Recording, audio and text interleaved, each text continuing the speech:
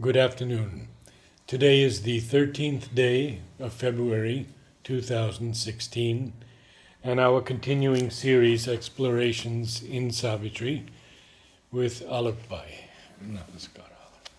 And today we will complete Canto 4 of Book 2, and as always I read something from, this time, Narad on Sri Aurobindo and Savitri. He writes, "At this time the press sent up a demand for a new book. Future poetry was given the preference, and a chapter was actually written. But as some books on modern poetry needed to be consulted, it was shoved aside. He said, 'Let us go back to Savitri.' Again, the same two cantos. The symptoms of the disease had not abated, though fortunately they had neither increased.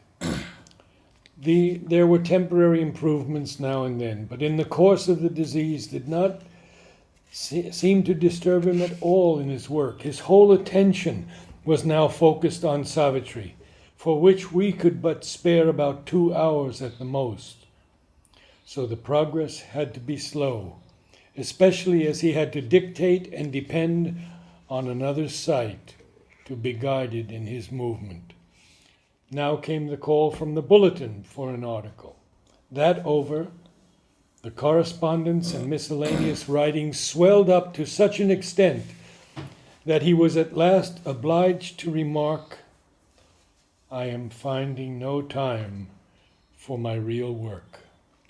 Then the path got fairly clear, and I was wondering what would be the next choice when, looking away, he declared, 'Take up Savitri. I want to finish it soon.' The last phrase was a bombshell on my ear. Finish it soon? What on earth? I asked myself. To be continued.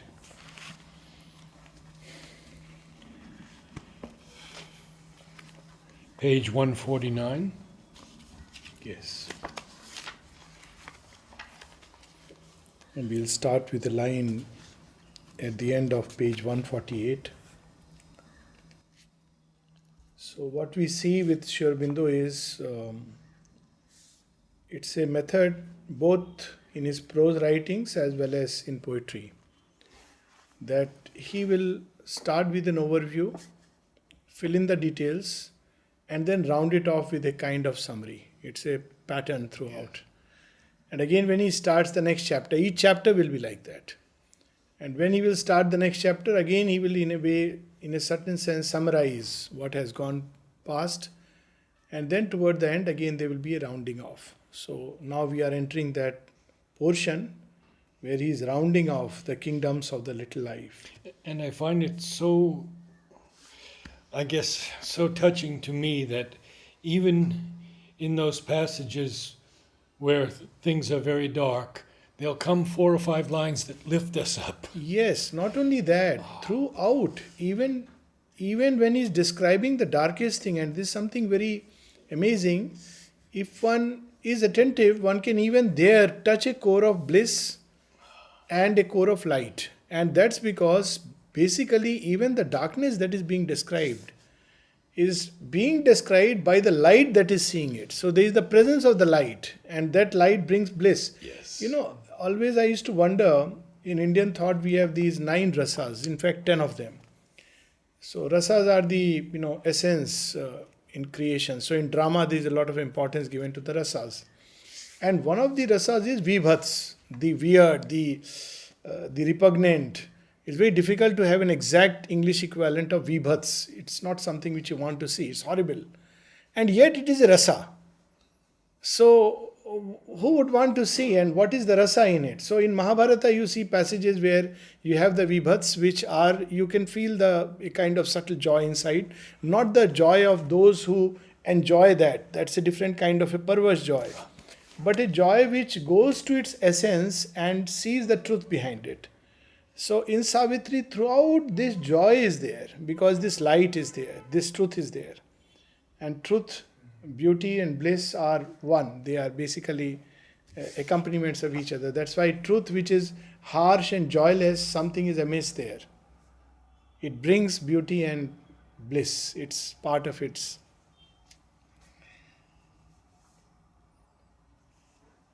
So we start from few lines on page 148. In the allotted? Yeah, a the very little next joy, line. Yeah. a little joy. A little joy and knowledge satisfied this little being tied into a knot and hung on a bulge of its environment.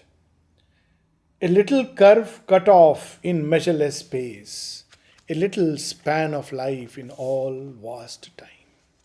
So this is the little life. Little life is not necessarily by the size, but by the smallness of its aims and smallness of the littleness of the consciousness. And as is the consciousness, so is the life. The aims are small, the joy is small, the knowledge is small because the consciousness is small and narrow. A thought was there that planned, a will that strove, but for small aims within a narrow scope, wasting unmeasured toil on transient things. A remarkable line. Yes. So whenever people say, oh, yoga is very difficult and all this, so one of my counter question is life easy? As simple as that. As human beings, we spend so much time and energy on things which at the end of the day are of really no consequence. Yes. Look at the effort that human beings put into just sustaining their family. And at the end of it, well, it's the pyre or the grave. So it's amazing, and the problem is that this little life cannot even understand that there is a greater scope. That is the irony. That is the sad part of it. It doesn't know. So it lives in a tragic state without knowing it's a tragic state. Perhaps it's a kind of grace. That's why they say ignorance is bliss, because you don't know what you are missing. So it knew itself a creature of the mud. So convenient to believe that we are nothing but waves on time's seas, to believe that we are nothing but, mud houses, and that's what this believes. It asked no larger law, no loftier aim. It had no inward look, no upward gaze. This is how Aurobindo defines the little life. Yeah.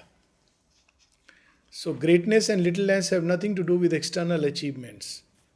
It is a state in which we live. So wherever there is a larger aim, an upward look, an inward orientation, there is greatness. It may be in a person who has never been educated, who is, doesn't know how to dress well, cannot speak very well, but yet there is greatness. Someone like Sri Ramakrishna, Paramhans, and countless saints and sages. But wherever the aims are small, wherever the consciousness is small, wherever one lives on the surface of life and lives for the surfaces of things, understands only the surfaces, there is smallness. So how beautifully Aurobindo defines it. It knew itself a creature of the mud. It asked no larger law, no loftier aim. It had no inward look, no upward gaze. This larger law, it's very interesting. So very often in life we confront situations, circumstances, people, issues which we cannot understand based on our understanding. So very often we draw back into our shell and feel miserable about it. But perhaps we need to ask why it is so. What is the greater truth? What is the larger law? And then, it discloses itself before us. But very often we see things from that limitation, and that's the end of the story. So larger law. How Yagnavalk asks that Satya Dharmaya Drishtaye, show me that law of truth. I don't see it manifest on earth. Show me what is divine sense of justice. So divine sense of justice, of course, is very beautiful. It's instantaneous. He doesn't let you spend a lot of time and money on the courts. It's instantaneous. If you are doing something which is in tune and harmony with the greater law, you immediately experience joy and peace inside. Immediately he gives you that. And if you are doing something contrary to that, you feel inside so unhappy and miserable. So he is the only one who doesn't delay in justice. And people very often say, divine justice delayed in coming. No, that may be the final culmination, the axe which finally falls. But look at the misery in which people live when they are not tuned to the inner truth. And then it's a very wonderful line. a backward scholar on logic's rickety bench. As if backward is not enough. Yeah, but the bench has to be rickety. Bench too has to be rickety. And it's such a wonderful description, apt description of what logic is. It's purely based on your presumptions, which keep changing. So, it's always unsteady. It swings this way, swings that way. And backward scholar on logic's rickety bench, indoctrinated by the erring sense. So already these premises have been fed into it by the erring sense. They don't show us the full truth. They are the real mischief makers. They show us only portion of the truth. And we believe this is it. I have seen, so I believe. I have heard, so I believe. Worst is when I hear and I believe. Heard from this, that, finally trace it and one believes it and forms an opinion. Then they condition the mind. And then the mind weaves or conjures a world. It took appearance for the face of God. For casual lights the marching of the suns. I think God's labor, Sri Aurobindo says that a little truth is their only scope. Man lights his little torches of hope. And what does he choose? Or a demon altar choose. And he uses these torches of hope and lights them on a demon altar. A small inn is his ultimate scope. No, there's one more line and then he says, and in his pilgrimage. A narrow truth is his only scope and in his pilgrimage. So like when you go on a pilgrimage which is far off in distance, you have inns on the way. So many of these inns will also have some little god, some little, So you go there and say, hi, this is so nice. I have found it. So that's how man lights his little torches of hope. For casual lights, the marching of the suns.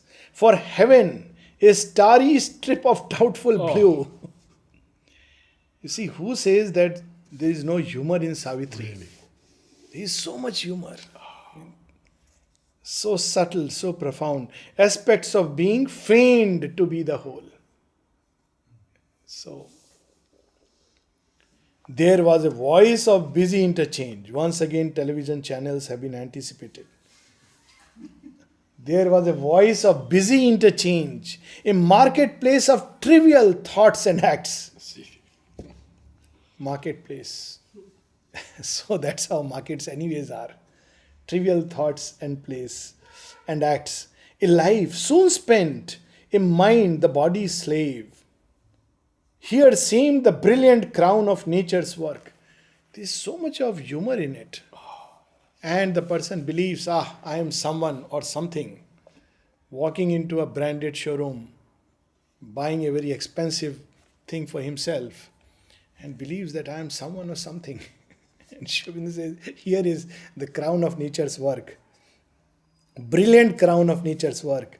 And tiny egos took the world as means to sate awhile dwarf lusts and brief desires. So this is what is called as the asura in Indian thought. A tiny being, a small, maybe a rudiment of a soul, but a gigantic ego, darkness surrounding it. It wants the whole world as its means. And its only objective is to sate dwarf lust and brief desires. In a death-closed passage, saw life's start and end. So this is how we see that every day it is night that vomits out the sun and swallows it back. This is our earthly vision of reality. But if we care to go out or dare to go out, we'll see no, sun is not swallowed by the night or vomited by it. But night is when we turn away from the sun. Sun is the only reality resplendent all around. As though a blind alley where creation's sign As if for this soul had coveted birth in the wonderland of a self creating world and the opportunities of cosmic space. So, this for those who believe that, there is only one life and everything is decided there. But when cosmos is your field, how can one brief life with, birth as a human start and end in the grave can be the ultimate crown of nature's work? There has to be something more, something much more. And that line, much more than a star above a cradle and Cradle a grave. and a grave, exactly. It's a good reminder to all of us. Otherwise, we think, oh, that's the end of things. Death closed passage. This creature passionate only to survive, fettered to puny thoughts with no wide range, and to the body's needs and pangs and joys, this fire growing by its fuels, death. So, what is the fuel? Very interesting. All the desires that we pour into, and this body, this fire, this is the vital, this little life is imaged like a fire. And what is this fire is doing? It is not refining or purifying, it's just destroying. It's a fire which draws from the body and destroys it, weakens it. So when we live by this kind of this for these brief dwarf lust and desires, brief desires, slowly it disintegrates the body, finishes it off. So that's how it is being described. But the fire is growing. Yes, By the fire is fuel's growing. death. Exactly. So the desires remain unsatiated, momentarily satisfied. The lusts increase, but the body becomes weaker and weaker. So this is the kind of an average human life. And at this level, one is aware only of the body's needs and pangs and joys. This fire growing by its fuels, death, increased by what it seized and made its own. It gathered and grew and gave itself to none. So the more it swallowed, it thought it will be satisfied, the more there was greed. And the more it swallowed and the more the greed grew. So it was like, that story of Midas touch gold. And many such stories are there which basically indicate it. So as Aurobindo says in one of his aphorisms, there are only two perfect ways of quietening. One is to either transcend desire or to satisfy them. And Mother gives a very beautiful commentary that to satisfy is impossible. But he puts it as a logical proposition, because that's how many people will say. This famous movement which was started by Rajneesh. So he used to say that, Yes. that you must first satisfy these things, then only you can go. So even strangely, a name to reckon with in psychological circles, Abraham Maslow. So he creates a hierarchy of needs, and he says you have to go step by step. So once you satisfy these needs, then next need, then finally the self-transcendent needs come. But it has been shown that in the lives of truly those who have transcended themselves, they didn't follow this curve. It is something else which we don't understand. Probably we can use the word factor X. For various reasons it enters the life and then everything changes. That occupies even if all else is not satisfied. Because I just received an email, and where Mother says it has to be all done at once. You cannot take it step by step. Yes. Achieve this, conquer this, do this. She speaks of that in the context of the mystics.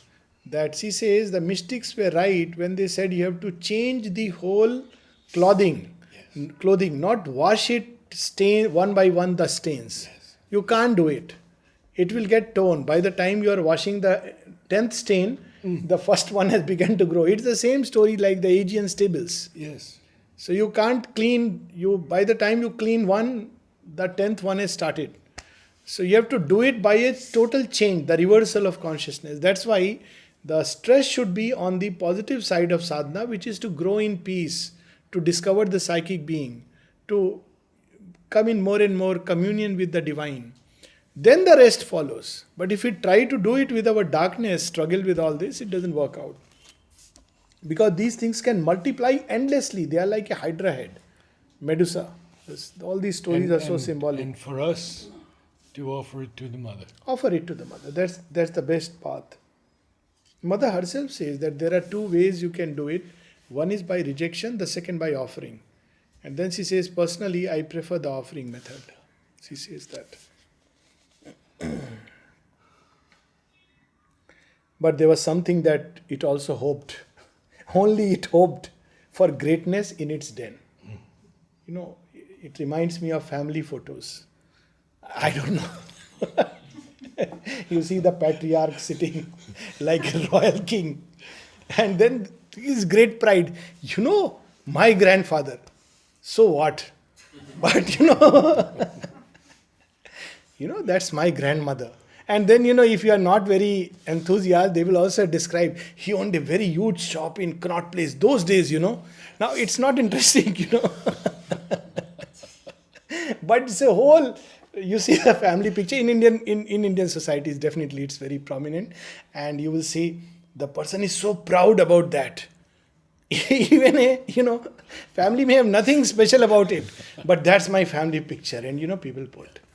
We are born for realizing the whole world as one family, not only human beings, but as Savitri takes the life of bird and beast and men all into her own. Yes. That's our potential. But greatness in a little den. I am the boss of the house and I will lord over everyone. So, and pleasure and victory in small fields of power. Getting promotion in the company one is working. So that's what is little life. Or probably in the ashram context, becoming a head of department. Well, little life is everywhere. You can't, becoming an in charge. I am someone special. It's the same truth, which is, and mother has to work on all things, so it's everywhere. And conquest of life room for self and kin. Oh, there it is. I am liberated, now all my family members should also be. Let's get a gate pass for everyone. In spirituality, it doesn't work. So, an animal limited by its feeding space. I mean, this is marvelous. Really. I mean, these are things we see, but we never look at it like that. That's the beauty of truth light. It's showing us what we see and yet see not. It's a very nice little Zen story. He says, well, what is truth sight? He says there are three stages of truth vision. So what is the first stage? When we see the tree as a tree, when we look at the sea as a sea, when we look at the stone as a stone. Okay. Second stage, when we look at the tree and we do not see the tree. When we look at the stone and do not see the stone. When we look at the sea and do not see the sea. Third stage, when we look at the tree, we see a tree. When we look at the stone, we see a stone. It's like a Zen story. Now, we have seen all this. We have seen animals, but we have never got this wonderful message. See, this is Veda in earth. So, Veda is everywhere. Veda is not just some book written in a sacred place and with 1 lakh verses, whom some Pandits worship. That is part of the Veda. But Veda is an unfinished book. The day Veda is finished, it will no more be sacred. It will be like any other book in the world. So, this large part of Veda still not uncovered. It's written in matter. So, this is Veda. Satyavan is described as a Veda knower of the earth. Yes.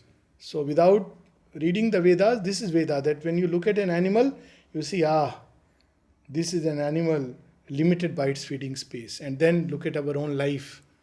That am I also limited by my feeding space? It knew not the immortal in its house. It had no greater, deeper cause to live.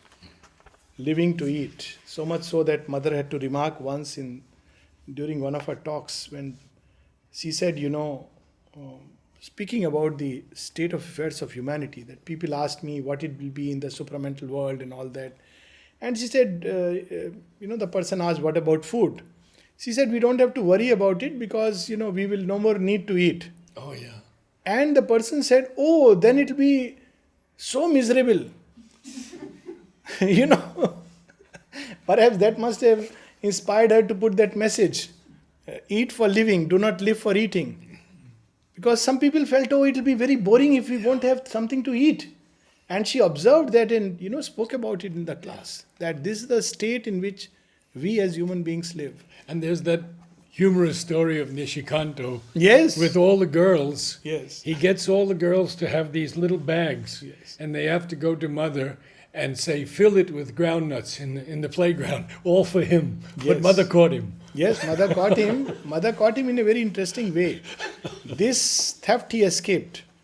But in the playground, once he say all people are standing in a row. So he put one hand and mother gave. So what he did was, he went around the other person and put his other hand. And if you saw the mother, distributing it, it was very fast. The mother's movements were amazing, sometimes electrifying. So she would put it, at a real speed. She wouldn't be even looking at the person. But the moment she went there, she stopped and looked, Nishikanto. So that's how Nishikanto was caught. But he remained an incorrigible foodie. Well, there is an incorrigible part in humanity. In limits only it was powerful, acute to capture truth for outward use. Look at this. Its knowledge was the body's instrument. So Sri Aurobindo's yoga, because it will make me physically immortal. Then there are things like that, yes. One of the things when I came here early and someone came to me and I said, I got just curious. And I asked him, why did you come here? Because, I used to get a bit interested, sometimes even weird things you see. So he said, why? I have come here to become immortal. So I said, that's a very astounding aim. But why do you want to become immortal? He said, because I am very afraid of death. Someday I keep worrying if I sleep, I'll die. I said, what mother has said, that to conquer, to become immortal, first thing to conquer is the fear of death. So are you sure you are in the right place? No, he says, this is the only yoga which can make me immortal. So, truth for outward use. It's not that kind of immortality. That is a crown and final consequence. But sometimes one uses the yoga for outward end. So all knowledge it used for only outward use, absorbed in the little works of its prison house. We never look at our own house as a prison. So, and of course, even psychologically, we live in a prison. So it turned around the same unchanging points in the same circle of interest and desire, but thought itself the master of its jail. What a wonderful sense of humor. Because naturally in the jail, when there is no one else, you are the master. And whoever else comes, 2 or 3 persons, they have to obey you. So, you are the master of your jail. I think it's Dylan Thomas who writes at the end of his poem, I think it's Fern Hill, he says, and I sang in my chains like the sea. Yes. Yes.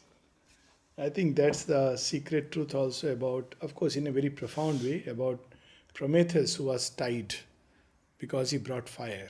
So it's, this tying is a kind of prison in which you are confined because you have stolen the fire. But then it's much profound because it's done so that the whole thing can change. So he is given this fate, seemingly a punishment, but eventually something which will transform all things. That story is a very remarkable story. Although for action, not for wisdom made, thought was its apex or its gutter's rim. What it thought was its apex, capacity of thinking, was nothing else but the gutter's rim, because it was living a life in a gutter. Sri Aurobindo is someone has said he is a very perfect gentleman. So Sri Aurobindo is saying it in a very gentlemanly way, that this little life is a life in the gutter. But he is saying it so beautifully. Thought was its apex or its gutter's rim. Yeah. It saw an image of the external world and saw its surface self, but knew no more. Out of a slow, confused, embroiled self-search, mind grew to a clarity cut out precise, a gleam enclosed in a stone ignorance. So now this what we were reading was in the little life these three layers, and the last one, the third creation, was where mind has just entered. So there is a kind of rudimentary thought which has started, but only for outward use, only for limited purposes. It is limited within a small range, but yet slowly it's an effort of the creature to come out of ignorance. So Sri Aurobindo never passes a final judgment of anything. So look at this.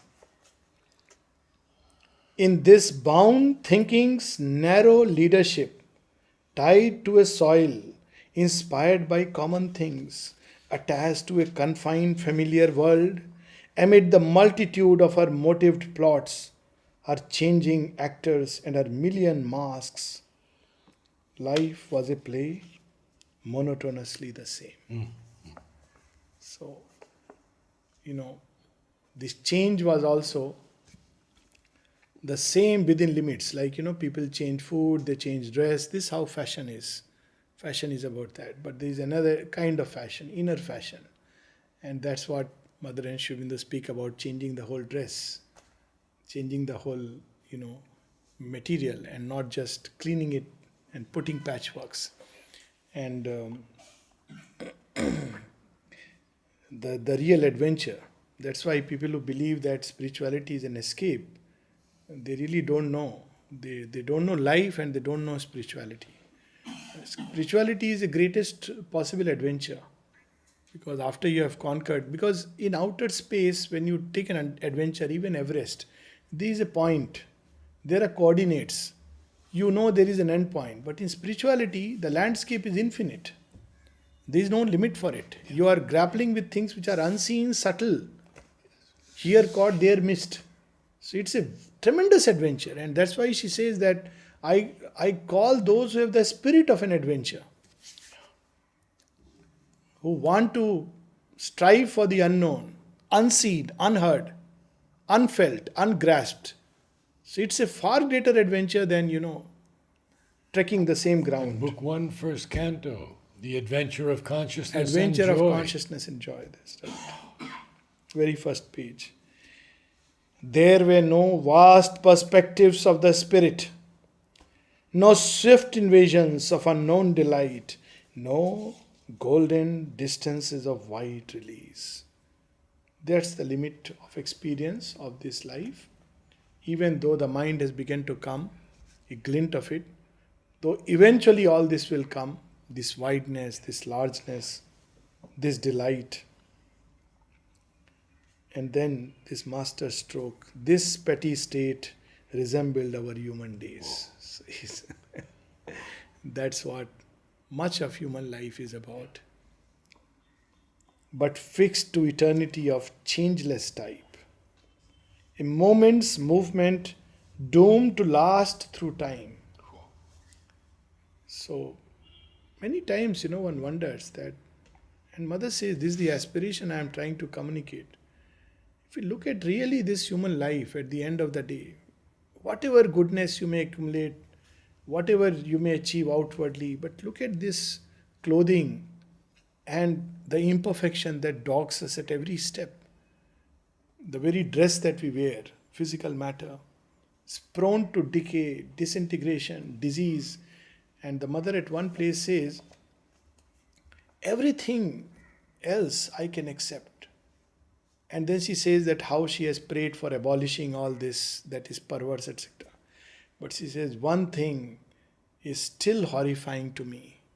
It is to see the disintegration, the decay, the diseases that set inside. It is really, it's not a worthy dress for the inhabitant. So, but human life is woven around. It's like it ties us, clamps us down. I might say here also Shakespeare's reflection. So it's so close to this. Tomorrow and tomorrow, Yes, and tomorrow tomorrow creeps in this petty pace to the last syllable of recorded time. Beautiful. And all our yesterdays have lighted fools the way to dusty death. See, Absolutely. to last. A moment's movement dawned, doomed to last through time. An eternity of changeless type. Yeah. Existence, bridge-like, spanned the inconscient gulfs. A half-illumined building in a mist. So these bridges, or it's like in darkness, in fog and mist, you see some buildings here and there. It's not a bridge between the highest and the lowest. A half-illumined building in a mist, which from a void of form arose to sight and jutted out into a void of soul. That's how one sees it. A little light in a great darkness born. The first stir of mind, a little light in a great darkness born. Life knew not where it went, nor whence it came. Around all floated still the nascent haze.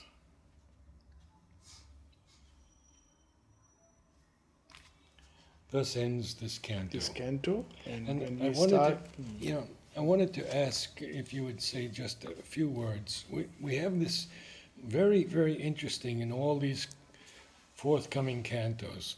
Here we have the kingdoms of the little life. yes. And Then we have the Godheads of the little life. Yes. Then we have the kingdoms and the Godheads of the greater yes, life. yes. Kingdoms and Godheads of the little mind. and Kingdoms and Godheads of the greater mind. yes. And then only kingdoms Kingdoms, of the yes. greater knowledge. Yes, because there it is the formless one who is multitudinous. But basically, all these kingdoms have not just sprung out of a mechanical movement of Prakriti.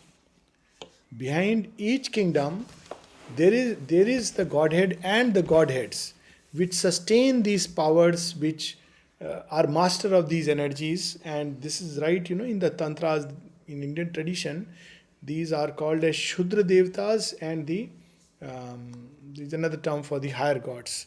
So all these are Godheads, means the divine has limited himself. There are many aspects which have come out, and even in these planes, in a very limited way, that limitation, self-limitation of the infinite, he governs these energies. So this is a great secret he reveals when he speaks about the Godheads, because that gives us a deeper understanding, and even though here it is not revealed, hinted at, even ways of manipulating these energies at this level. Because in Tantra they do this, because these energies are everywhere. So what do? You master these Godheads. So we see that, there are people who do miracles, like whatever sweet you want, there is a Babaji, by the way. So if people go to this Babaji, he will immediately say, what do you like to eat? He will say that, I like this sweet from Moscow. So he'll say, okay, here it is. And in a moment, the sweet will come.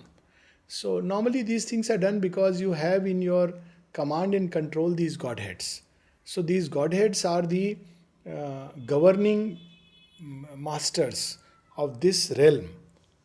And in this realm itself, there would be separate movements. Like in the little life, there would be lust, there would be anger, there would be jealousies, all these. And for each, there would be a Godhead. And this Godhead has the power over these energies. So in actual yoga practice, it has a great relevance, because unless you finish the Godhead, or unless you go past the Godhead, if you manipulate only the energies, it's not enough. You're caught. You are caught. You see, it's like slaying the Medusa. Mm-hmm. So, we know the story of Perseus. He's given this task. Unless you do it, and there is a way to do it, you can't get past. Again, with the termites, you have to go back to the mother queen, to the queen and the mother of termites. Unless you finish her, you may kill the termite, but they will keep on emerging. Because all these Godheads derive eventually their power from the infinite. Also, all these things about spirit of the species, they are like Godheads. So you have the Godheads of the trees.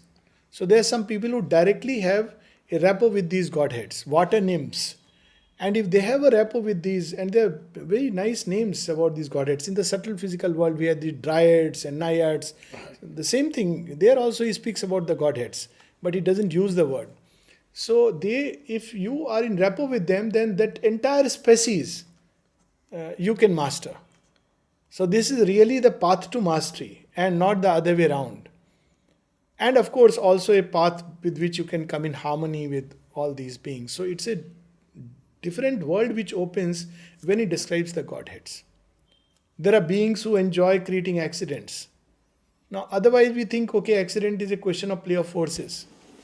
But how do we eventually master accidents? So you have to go one way is that you become more conscious. This is one way. The other is that if these godheads are subordinated, tamed.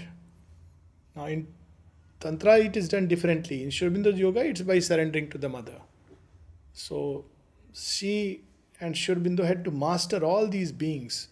Then only they could command, with sovereignty upon their children, their disciples, because they command these beings. The story of the vital beings who came and threw the stones. Yes. Yeah. So these are the little godheads. Yeah. They have power, but their power is to throw stones. And mother asked them that, when they said, okay, you tell us, we will serve you. And then she asked, what can you do? Throw stones. He said, I'm not interested. And then she says, if they could manifest flowers, I may have been interested. And then the Kali of Virampatnam. So people went to that place thinking it is Kali. But she was feeding on people's desires and growing. So this is a whole occult side which we discover. Not just the energies, but a whole occult side. And she said, you and me can form a pact. So this knowledge which he will reveal subsequently through the Godheads is a very occult and profound knowledge which has been lost to modern mind. Modern mind can accept energies.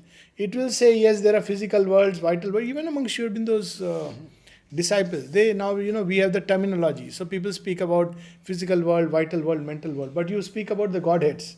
This is the resistance. It's the same thing like, you can believe that there is a formless, universal consciousness.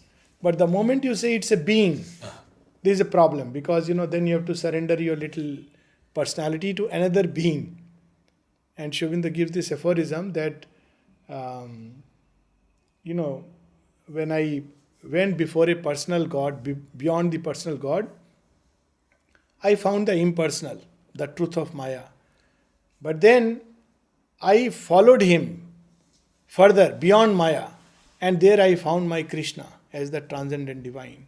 So this aspect of being, and out of that being, many, many beings emerging into creation, it's a very, very important aspect which is something to which modern mind particularly doesn't refer to. I am the only being. Yes. All others are energies. Safer. That's what we'll see. Thank you. Leave it.